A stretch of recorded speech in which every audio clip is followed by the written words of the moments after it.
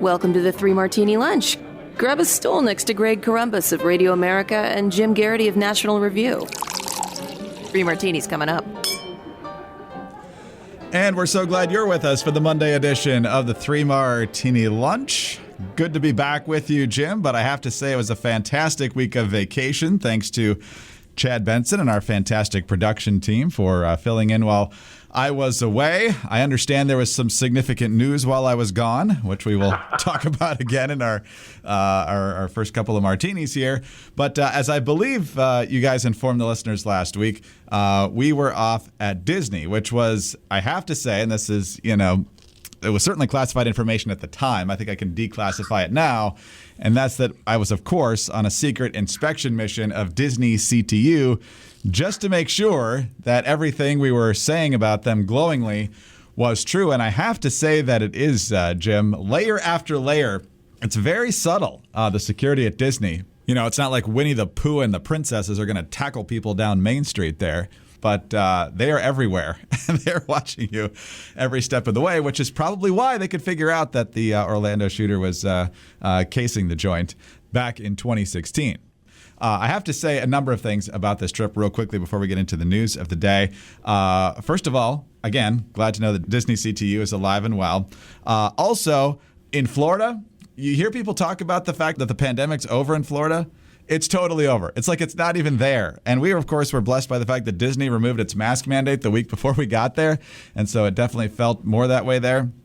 But everywhere you went in Florida, there was no signs on the door. There was nothing anywhere that suggested there was anything out of the ordinary in terms of a pandemic. I love the family atmosphere at Disney. We did not do the matching T-shirts, which I'm extremely happy about. But my favorite one was the dad T-shirts that a few of them had said, "Let's get matching Disney T-shirts," said no dad ever. But it was really great to see the family atmosphere there. You had a ton of grandparents there who were also along for the ride, sometimes literally on their scooters or wheelchairs, just really wanting to be there to watch their grandkids absolutely enjoying it. My wife's parents were there. Thankfully, they're able to get along and get around well. But the effort that they put in to provide a great experience is one I'm very grateful for as well. Jim, I will say a couple of things. Also, it was good to have the escape from reality while you're at Disney and not know, even though in the back of your mind you know there's a war going on halfway around the world. Disney is extraordinarily expensive, but I will say if you're planning to go to Disney, get the Genie Pass. This is something that will cost you, at least right now, $15 per person per day extra, but it gets you in what they call the lightning lane for up to 5 or 6 rides per day. So unless you want to save a little bit of money and stand in line all day, I highly suggest getting that. And the last thing I'll say, Jim, since we drove on this trip and we were in 5 different states, President Biden, Pete Buttigieg, I know you've got the transportation bill passed. I'd like you to put at least half of it into fixing the roads in South Carolina. By far the worst roads between here and there. First of all, Greg, welcome back. It is great to have you back, and I'm glad to see that Disney is a safe, fun, and secure location. You haven't mentioned whether Disney cracks those who they capture and who they need to get information out of by putting them on the "It's a Small World After All" ride over and over again until they finally, okay, admit, I'll confess it, this is where the bomb is. Also, but your observation about Florida and masks in the sense of the pandemic being over, we hadn't had a chance to talk. The previous weekend, I was in Austin, Texas, and yes, helped that the weather was terrific and everybody was out, and it was the kind of environment where you want to eat outside because it's nice out. You're not eating outside because you don't feel comfortable on the inside. But man, oh man, it's just nice to be in a southern state where just people feel laid back and relaxed and nobody's going to get in your face if you're not wearing a mask or something like that. And yes, my understanding, by the way, from according to secret sources named Dad, are that the condition of Interstate 95 going through South Carolina, the condition of the road greatly relates to which member of the state legislature represents that particular stretch of road, and that's where the road resources get allocated and things like that. So hopefully it wasn't too bad as you're getting your help with that. No, it wasn't too bad down there, but there literally were times, you're not supposed to be in the left lane unless you're passing. There were times I had to be in the left lane because I was going to lose a tire. So if I was going to stay in the right lane, and that's not a good thing. So largely a positive experience about Disney. I will say their prices are insane. watching your kids who have saved their money to buy things at Disney, because buying it there is special to them, of course, and knowing that they could have gotten it for half price or better at Walmart or Target is infuriating, but you can't really yell at the cashier because it's not their fault what the prices are. But not a lot of fun to watch the kid spend more money than they have to. But anyway. Disney was expensive before inflation. Yes. For sure. We also went to Animal Kingdom, so fantastic vacation. I highly encourage folks to do that, but a couple of tips there for you as well. All right, Jim, let's talk about our good martini. It's, as you said in our email exchange this morning, kind of a grab bag of good news. The EU, for the first time ever, is providing weapons to a nation, obviously this nation being Ukraine. Sweden, for heaven's sake, is offering military aid. The Germans, who you were pretty critical of last week for their dragging their feet on SWIFT and other things, seem to be getting their act together on that, as well as beefing up their own defense forces. We're even seeing news this morning that the Swiss stayed out of World War II, for heaven's sake, with no position whatsoever.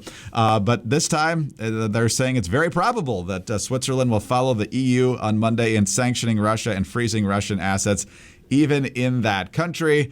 And as you pointed out today, the Russians didn't even bother to open their markets because they had a pretty good idea that things were not going to go well. World opinion seems to be trending very strongly against the Russians, to the point where even the Chinese are sanctioning Russian oil trade. So this was supposed to be the big, impressive, new evil alliance. So Putin seems to be more and more on an island every day. Yeah, if you're looking for good news today, it's that almost every objective that Vladimir Putin had going into this conflict has been undermined by the decision to invade Ukraine. NATO is more unified. The Germans are rearming themselves again. I don't want to sound like a complainer who always finds the dark side of everything. Greg, it does feel odd to say, yay, the Germans are arming themselves again. That's never gone badly for us. But yes, I think it is a good sign that a lot of NATO countries are now realizing that this threat from Russia that has been talked about really since the end of the Cold War did not go away completely, and that they do need to have sufficient defense expenditures to, if not just defend their territories, ideally contribute to a useful alliance and provide a deterrent effect. And I think the other thing I should, kind of the focus of the Morning Jolt today, you and I were more than a little bit frustrated by the way the Biden administration was handling this. It certainly looked like the threats of sanctions, they did nothing to really deter Vladimir Putin. I kind of am left wondering if we had done some of this stuff beforehand, whether that might have forced his recalculations. Others argue that if we had done it, Putin would have claimed that as a pretext for an invasion that he seemed pretty determined to enact from the beginning.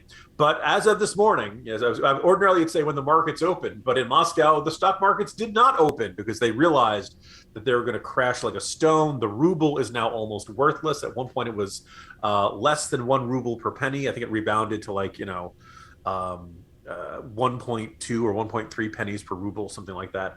It is the Russian economy is in free fall, and you can just see it hour by hour this morning. It's really kind of stunning to see how fast this has really affected all kinds of this. They're talking about bank collapses. Russians already this weekend were already having credit card payments denied and running to the ATMs and trying to withdraw their money from the banks.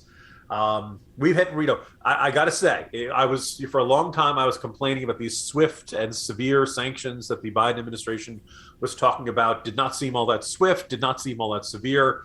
You could, mark it. February 28th is when they really started to feel it, and boy, did it pack a punch.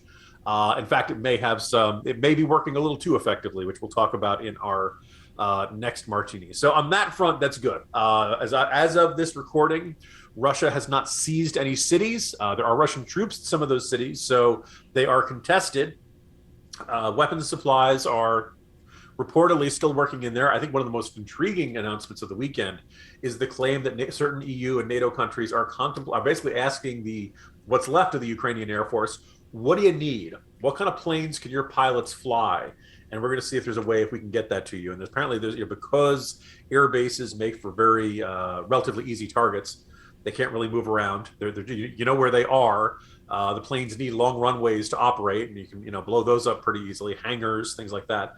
Apparently, there were some reports that they've been flying out off roads, basically trying to use roads and highways and things like that as runways. So it's a question. But as of now, Russia does not have complete control of the skies, and it's been going on for several days now. So that's another sign that the Ukrainian resistance has been strong and hard. And I think there's some evidence Russia has bitten off a lot more than it can chew. There's bad news, and we'll talk about that in the next martini. But as of this hour, hope is still alive. No, that's exactly right. Ukraine is defying expectations at this point, and Russia is not living up to them, which might make this Chinese-Russia alliance one of the shortest evil buddy cop movies of all time, because China's probably wondering what they got themselves into at this point. But hopefully we can keep this going, because this is clearly not where Vladimir Putin thought he would be just a week ago. All right. Before we move on to the less good news about Ukraine, let's talk about some very good news. And that is the fact that Jim gets the opportunity to assess all this, good news and bad news, from the comfort of the XChair. From the first moment I sat in my XChair, my body immediately said, so this is what a real office chair is supposed to feel like. I never actually looked forward to sitting in my office until I got my XChair. Now, can your current office chair give you a massage while you're working? My XChair can. Can your current office chair heat up or cool down? My XChair can do that too. It's all in the Elemax massage and temperature regulation, exclusively designed and made for XChair. And once you feel the customized support of the XChair's patented dynamic variable lumbar, or DVL, your back will never be happy in any other chair again. High performance, quality engineering, extreme comfort, those are all the reasons I love my XChair. Now I can't wait to be at work. And sometimes, even if I'm not working, I just sit in my XChair just to get that feeling. Take my advice. Try the XChair for yourself, risk-free for 30 days. Once you realize how much better your chair should be, you'll never go back. I promise. Go to XChairMartini.com now. That's the letter X, chair, MARTINI.com. Or call 1-844-4XChair for $100 off your order. XChair has a 30-day guarantee of complete comfort, and you can finance your purchase for as little as $30 per month. XChairMartini.com. All right, Jim, on to our bad martini now. And once again, it's kind of a grab bag of things that aren't going so well, or at least are very concerning about the situation between Russia and Ukraine right now. First of all, over the weekend, Vladimir Putin put his nuclear arsenal on alert, which is the step right before actually launching one potentially. Could just be saber rattling. Hopefully it is. But you got a lot of folks out there saying he's far less predictable, and not in a good way, than he was just a number of years ago. And so who knows exactly what he has in mind. You also alluded in the previous martini to the fact that these sanctions could crush the Russian economy so far that it could lead to him doing very desperate things. And finally, we could have another entrant onto the battlefield here. This is from CNN. Ukrainian intelligence telling CNN that Belarus may be ready to participate directly in the invasion of Ukraine, in addition to allowing Russians to use their territory, as well as letting them cross the border into Ukraine from Belarus, which I'm pretty sure they've already done. A second source close to the Ukrainian government told CNN that in addition to the Ukrainian intelligence, the Biden administration has also conveyed to the Ukrainian government that Belarus is preparing to join the Russian invasion. I think there's also some talk of hundreds of Russian mercenaries that have been redeployed to already inside Ukraine with a specific kill list, including President Zelensky. So, Jim, while there are things that are definitely going better than we expected several days ago, there's still some major concerns here. Indeed. And, I suppose I can go in ascending order. It sounds like, at least from the perspective of the U.S., it's not clear how significant this Belarusian contribution is going to be. Obviously, Belarus has already given Russian forces access to their territories to descend down from the north towards Kiev. I've heard some folks speculating that the Belarusian military is not really one of the top tier forces of Europe and probably wouldn't be a dramatic game changer. But it's still more guys on the battlefield, and certainly not good news for the Ukrainian forces. The point that kind of the flip side of the coin, no pun intended, of what I was talking about with the economic sanctions in our previous martini, is the good news is like, wow, we are really hitting the Russian economy really, really hard. I do wonder, though, at some point, is it conceivable we're hitting them too hard? because this is not just going to affect Putin, which I'm glad to say this case. It's not just going to affect the oligarchs and all of the high-ranking senior officials in the Russian state. This is going to affect the average Russian really badly, really fast. You're going to see people, impoverished very, very quickly because of this. As I said, banks collapsing, savings evaporating overnight, inflation, which was already bad, is going to get much, much bad. Getting a loan is going to be much, much harder.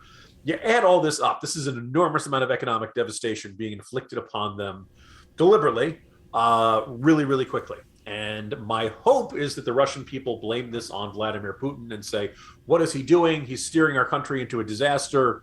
Putin, stop it. You see some sort of uprising or some sort of effort to pressure him, either from the oligarchs or from the people in the streets. But I don't think that's a guarantee. And it's not inconceivable that the average Russian looks at all this and blames the rest of the world, blames NATO, blames the US, blames the EU. And that we've seen this sort of movie before. World War I. We on the one hand, it was completely understandable that the Allied powers wanted to punish Germany for starting the war, but the effort to humiliate Germany, the effort to really rub their noses in it, ended up in a situation where Germans were stewing in their own anger and resentment and humiliation. And within a few years, they returned to this guy with a little mustache to say, hey, I can restore our national honor. I can make us proud again and strong again. And we all know how that turned out. So I don't want to say, I'm not saying don't hit Putin, don't hit the oligarchs. I'm glad to see all this. I'm just hoping that the aim here is to get Russia at a point where it is no longer a threat to its neighbors. And that ideally the Russians believe that we have no desire to hurt them. We don't want to inflict it. We'd like to see everybody living in peace and prosperity. If we hit them too hard with this, the longer these sanctions go on, the more I think some sort of uncontrollable variable is at work here. And I just don't know how the Russian people are going to react to that. So I'm not saying don't do it. I'm just saying be aware of that. And then the third aspect on Putin escalating the level of nuclear forces alertness. On the one hand, this is you're not seeing U.S. officials are not reacting in a panic. They're not acting like this is a dramatic step. They kind of see this as saber rattling.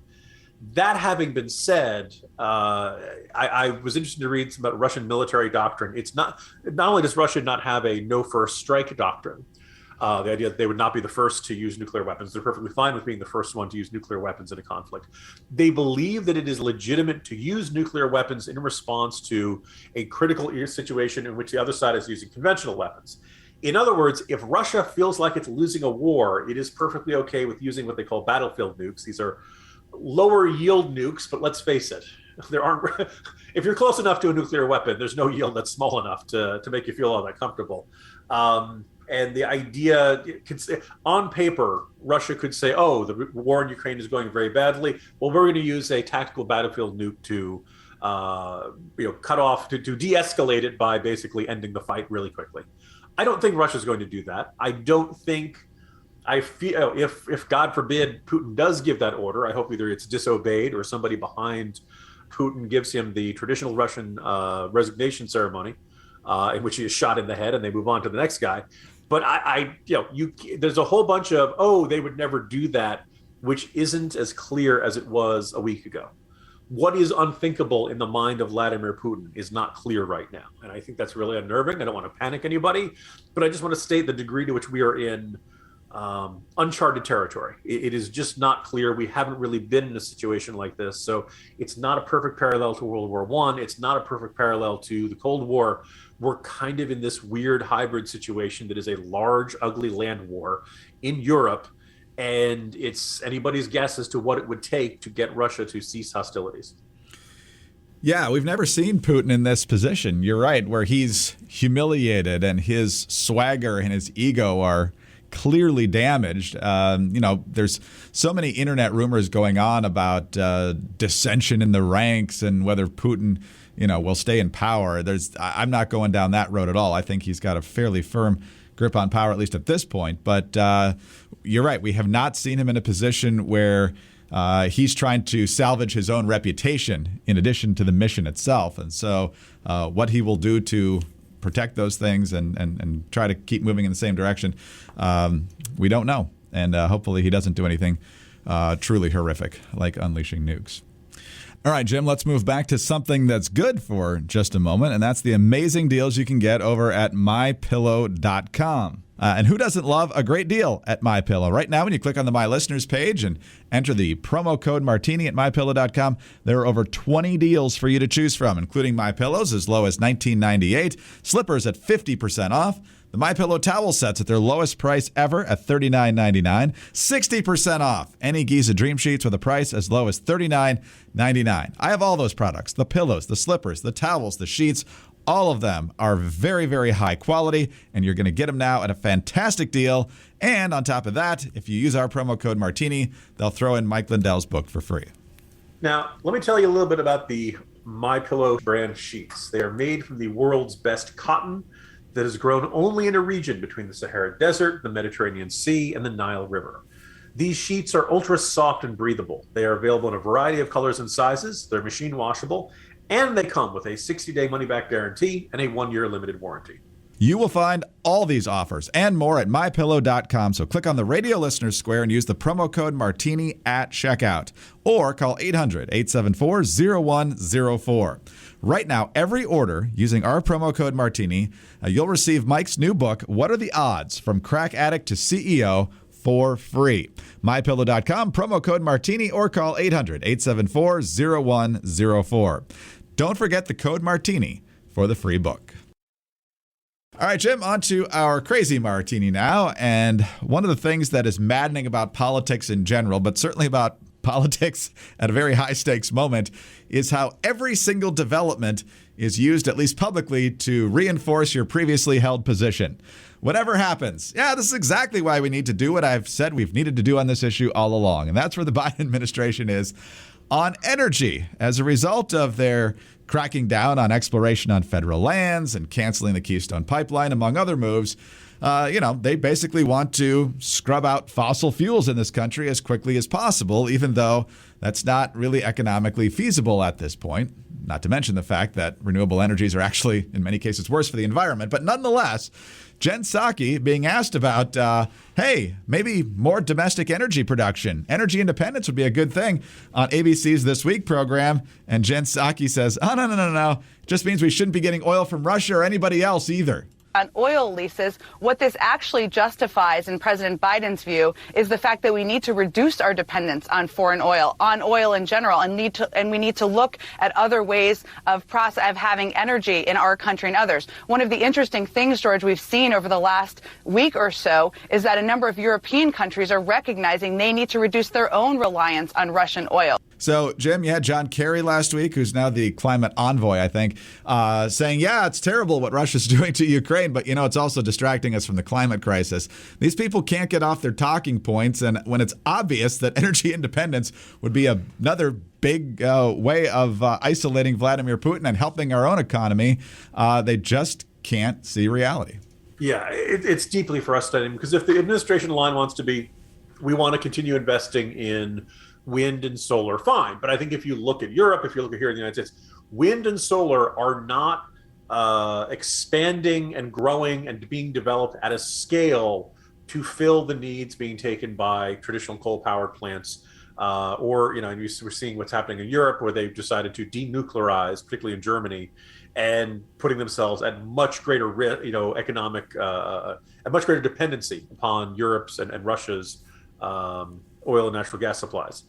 I guess the idea is that, because of Greta Thunberg telling us we shouldn't pollute, what we're going to do is we're going to have all the pollution done over in Russia, and thus we can feel good about ourselves, even though we're still, you're still using, all of our electricity is still coming from oil and gas. And oh, by the way, we still have every bit as much energy demand as we did before. Pollution, carbon emissions are still occurring every bit as much before. But in the meantime, we're putting lots and lots of money in the hands of an autocrat who's entirely capable of invading his neighbors. This is blown up in our faces. This is not, silly. If you want to say we're going to develop solar and wind, fine, but you got to do solar and wind, and at minimum, clean coal and natural gas. I don't think you're going to, as much as you want to have electric cars, you're not going to get rid of gasoline-powered cars anytime soon. So we have shale. We're energy independent like 2 years ago. Somehow in the past year, we ended up importing tons of Russian oil and natural gas. And it just seems ridiculous. We should be the world's energy supplier.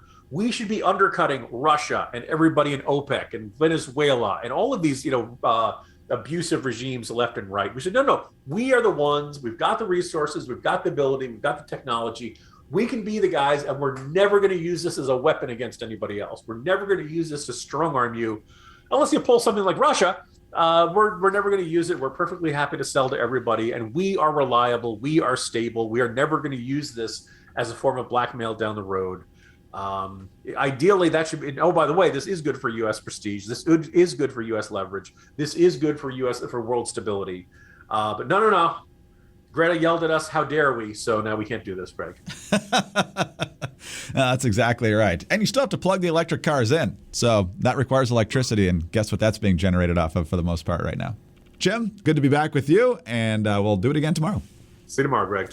Jim Garrity, National Review. I'm Greg Columbus, Radio America. Thanks for being with us today. Do subscribe to the podcast if you don't already. Please tell your friends about us as well. Thank you very much for your 5-star ratings and your kind reviews. Get us on your home devices. All you have to say is play 3 Martini Lunch podcast. Follow us on Twitter. He's at Jim Garrity. I'm at Dateline_DC. Have a great Monday, and please join us on Tuesday for the next 3 Martini Lunch.